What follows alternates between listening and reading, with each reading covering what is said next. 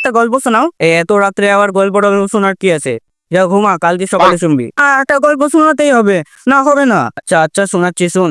একটা গ্রামে একটা রাখাল ছিল। এই রাখালের গল্প শুনবো, এটা অনেকবার শুনেছি। আরে শুনেছিস তো, কি হলো আবার শুন না। প্রত্যেক দিন রাখালটা চিৎকার করতো যে বাঘ এসছে, বাঘ আসছে।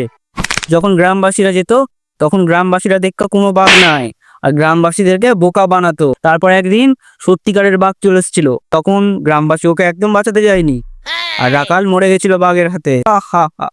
আর একটা গল্প শোনাতে হবে, হবে না? আর একটা গল্প, আর কোনো অন্য গল্প টল্প না, যা ঘুমা, কালকে সকালে গল্প শুনবি।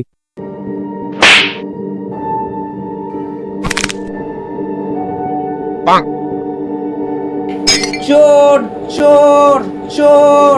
এটা দাদুর আওয়াজ না? দাদু রাত্রেবেলা চোর চোর করে চিৎকার কেন করছে? আচ্ছা, দাদু মনে হয় আমাকে বোকা বানানোর চেষ্টা করছে। যেরকম বাঘের গল্পটাতে বাঘ বাঘ করে রাখালটা চিৎকার করতো, এরকম করে দাদু চোর চোর করে চিৎকার করছে। কিন্তু দাদু এটা জানে না যে আমাকে বোকা বানানো অতটাই সহজ না।